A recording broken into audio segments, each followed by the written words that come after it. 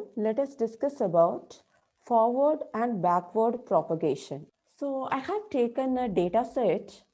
Here I have given values for x and y. So x values are 0, 1, 2, 3, and 4, and y values are 0, 4, 8, 12, 16. What do you infer from this data? So if I ask you to find out the relationship between x and y, will you be able to make it? I'll give you 10 seconds time. Can you please find out that? Yes. So what is the relationship between the two? Yes, you are right. So immediately we can say that y is equal to 4x. Yes. But just imagine that the machine do not know the relationship between x and y. When there are multiple features, it is going to be a tedious task. Okay. So now what will happen? Randomly, the machine may choose y is equal to 2x. Okay, just an example. Okay, so as an example, what I'm trying to say here is the machine is first randomly taking the relationship as y is equal to 2x. So what is 2 here? 2 is the weight over here. Okay. So what is this x? These are the values of x. Clear? Okay. So now the x values are written. The actual y. Now predicted y. So how to predict this value of y? Y is equal to 2x. Right? So 2 into 0, 0. 2 into 1, 2. 2 into 2, 4. 2 into 3, 6. 2 into 4, 8. So now let us try to find out the squared error. So we know that how to find out the error in regression, right? So the predicted y is calculated, and now we are trying to get the squared error, which is nothing but y minus y hat the whole square, right? So 0 minus 0 the whole square, which is 0. 4 minus 2 the whole square, that is 2 square, which is equal to 4.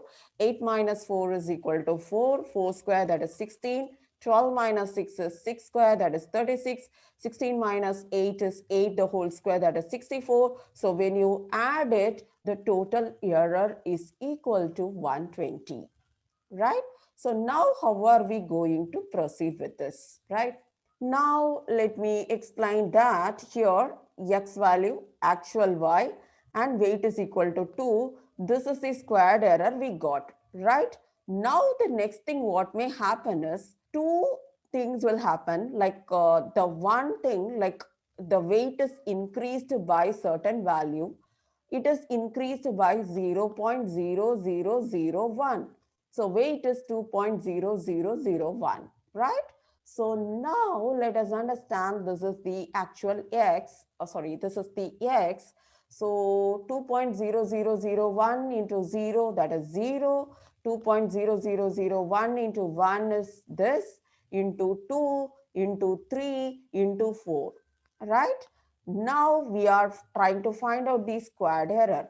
What is meant by squared error here again? So actual y minus this one, right? So 4 minus 2.0001 the whole square, that gives you 3.99, and 8 minus 4.0002 the whole square will give you 15.99, and so on. So now the error is, now the squared error or the loss is equal to 119.988. Now the weight is reduced. Now the weight is reduced from 2 and now 1.9999, right? Now the predicted value of y is being calculated, right? So again, now 1.9999 into 0, into 1, into 2, into 3, into 4. What is the next step? Yes, you're right. So we have to find out the squared error now. Now the squared error is being calculated. Now the squared error is being calculated, and the total is 120.012. It is very simple. When the weight was 2, the squared error is 120. When the weight is increased, the error is decreased. When the weight is reduced, the error is increasing. So what is the right idea now? The weight has to be increased to reduce the loss. So now let us look into this diagram, right? So here weight is taken in the x-axis and losses in the y-axis.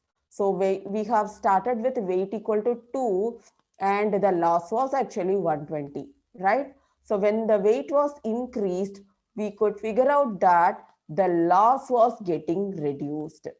Now, you already found out that the right relationship between x and y in this example is y is equal to 4x. That is why here you can see that there is no loss.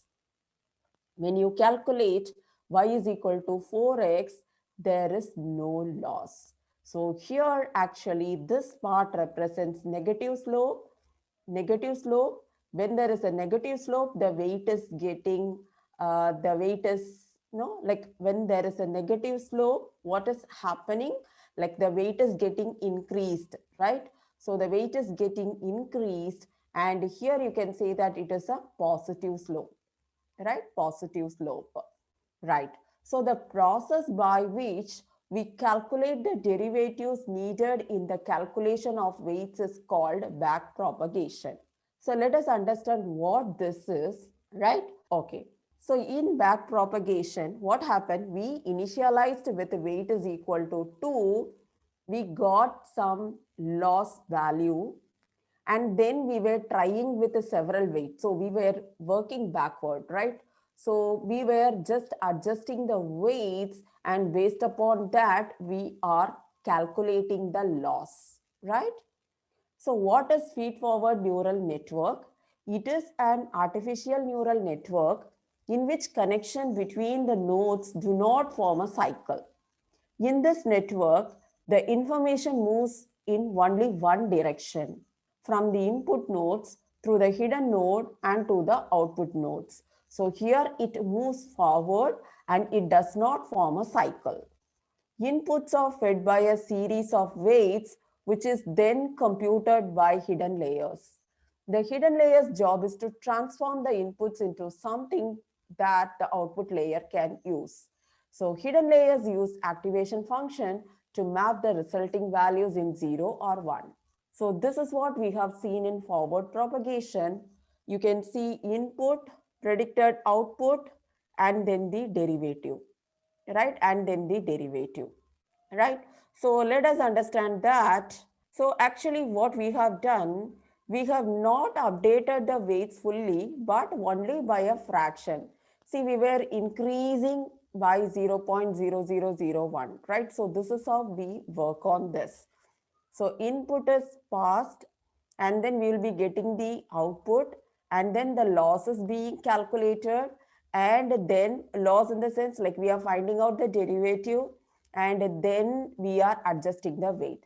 This is how the process continues, right? So this is basically a forward propagation and this is backward propagation, right? Now look at this diagram. What do you understand from this? So here you can see that there are 4 inputs or nodes in the input layer and 2 nodes in the hidden layer and 1 node in the output layer. So these lines indicate the connection each node has with the node in the layer, next layer. So the connections are through the weights involved, so which can be learned via forward and backward propagation. So let us understand this. Say, okay, so let it be this W1. So this is W1 and let this be W2, right? Right, this one is actually W2, right? So now if I try to find out the relation, what can I write now? H1 is equal to W1x1 plus W1x2 plus W3x1, sorry, W1x3, right? So W1x3 plus W1 X4. So let me show you how this part is working. Like W1 X1. So I'm writing for H1, right?